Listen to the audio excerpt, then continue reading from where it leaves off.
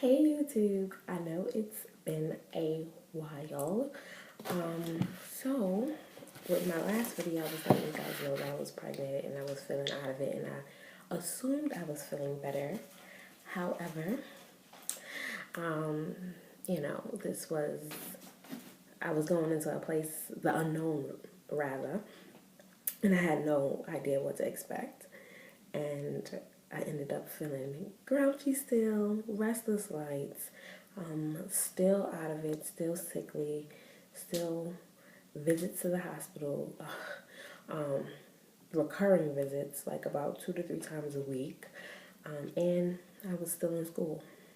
And now I'm in winter semester, which is gladly almost over in a couple of days. But winter semester is kicking my ass. I'm definitely going to do a video about that. And I'm taking 2 classes in the winter, so. But I basically wanted to come to you guys today to tell you my birthing story. So I'm extremely proud of it. This is definitely my rainbow baby. And yeah, so I don't really want to get into too much of the pregnancy, but let's start off with when I first experienced labor pains. So I want to say I was in labor at home, not realizing that I was in labor. Like I kind of felt different, but I wasn't too sure. I went to the hospital. I remember them telling me that I'm about 3 centimeters, or maybe 2 at the time. So then I knew, I was like, oh, okay, so at least I wasn't like bugging in my head. I kept going to the doctor. 1 minute they said the fluid was low. Next minute they said something was wrong with the heart rate. They let me go. They said I was good. So I'm thinking, all right, I'm good, we're okay, but I'm still nervous. I have like so many thoughts in my head. I know I have many people who've lost their babies. Hey, again, I said this is my rainbow baby, so yeah. And but every time we went to the doctor, I always said, how's my fluid? What's going on? The regular questions. And but they sent me home. Matter of fact, they got me scared because they said, let's talk to a doctor. So I'm like, why do you have to talk to a doctor? But anyway, the doctor came back and they said everything was okay. We left, and then my doctor said, no, bring yourself back. And this is after already scared when they did the same thing, which is like a day after anyway. So my doctor said, bring yourself back and whatever. So I come back, but before I came back, we went shopping because we was not ready at all. Like, mind you, this is after my due date, and I still did not finish the nursery. So we went to Babies R Us and Target and all that good stuff, and then we went back to the hospital. I was trying my hardest to do a natural birth. I wanted my water to break by itself. I wanted the contractions to start by itself, which is dead. I wanted everything to happen naturally. Yeah. However, they had to induce me because of the complications. And at first, I was just like really trying to get around it. Like, she wanted to break my membrane a week before. I got around that. So we didn't do that. I didn't want that to happen. And then the day that I went into labor and delivery, I kept asking so many questions because I wanted to make sure it was absolutely necessary that I be induced. Whatever. So I ended up realizing it was because I saw on the monitor myself that the heart rate was irregular, and that the fluid was, it dropped by 50% within a day. So yeah. And that's that. What was I at? Oh yeah. So I'm in labor and delivery, and oh yeah, I made sure everything was good, but the whole time I'm hysterical. Like, I'm crying for many reasons. One, because I wanted to do a natural birth. I didn't want to be induced. And then 2, I was scared, as many first time moms or first people who the first time in delivery that's going to push. Actually, this is my first time actually about to push. And 3, I was annoyed with one of the nurses. As everybody know, I wanted to be surprised about what I was having. And then one of the nurses said, everybody on this floor is having a girl. I was hysterical. I was annoyed. It was like so many things going on in my mind. Like, why would she say that? I'm going to sue this hospital. I can't believe she would just ruin my surprise. And then I'm like, oh my God, I'm having a girl. Like, I was not expecting that. Like, even I was dreaming girl, but I definitely still thought I was having a boy. Like, I really wanted a boy and all that stuff. Not that it would have mattered, but yeah, I was more upset that she ruined the surprise. And my boyfriend was like, oh no, keep hope alive, blah, blah, blah. But I'm still thinking that I was having a girl after the girl said it. Long and behold, anyway, wait. So now I was in the hospital all damn near all Thursday. They finally admit me after 12, like 1 something. So now it's Friday. We spend the night. Me, my boyfriend, my mom, we spend the night. I'm being induced, so I have like the fluids going in me so that it'll cause the contractions and speed up the labor. I woke up, I was 3 centimeters. I didn't really go nowhere. Friday morning. I still had to do my finals and my tests, so I was taking finals that day. I believe I took 2.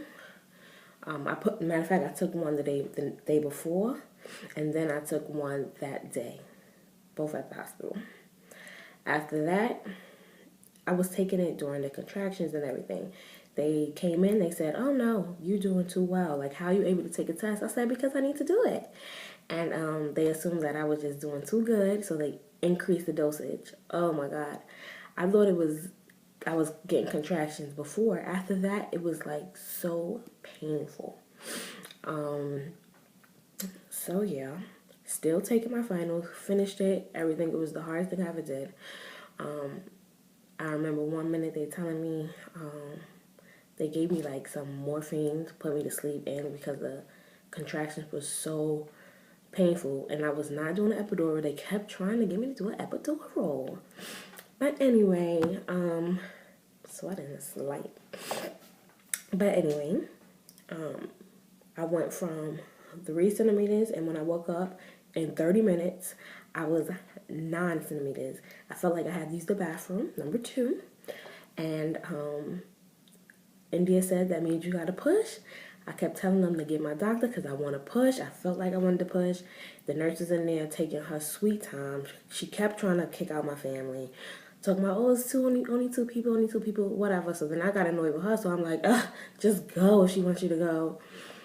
And, yeah, but I was pretty good. Like, I wasn't really screaming at nobody that I know of, even though I said I was screamed at that point.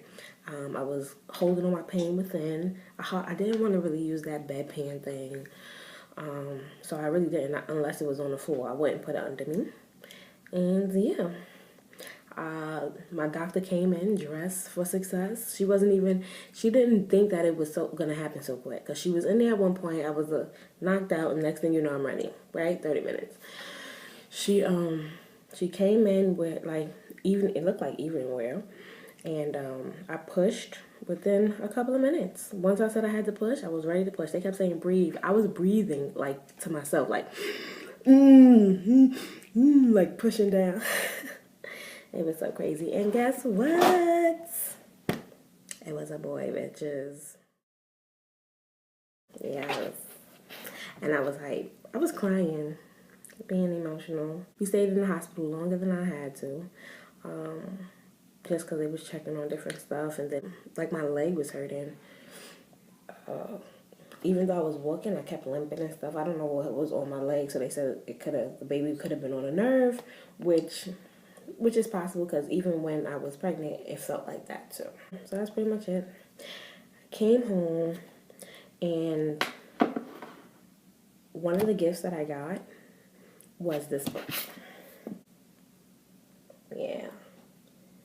The first year. And they also have What to Expect When You're Expecting When You're Pregnant. Didn't have that. But I got this about a week after we already had the baby by my auntie. And I wish I had it from before. Like, it was very informative. I'm already in the 300s. And Yeah, everything you need to know. Some of the stuff I knew because I already had experienced it when the doctor told me, but many stuff it was just like we just using it as a guide because of course everybody's different. My baby was lifting his head up once it got out the womb. It was crawling to me. Anyway, we're trying to push forward. He's very advanced already. But yeah, I stopped taking my prenatals in 7 months because I got sick. I also am anemic, so I like faint a little bit or I get lightheaded. My friend gave me these vitamins, so I take them.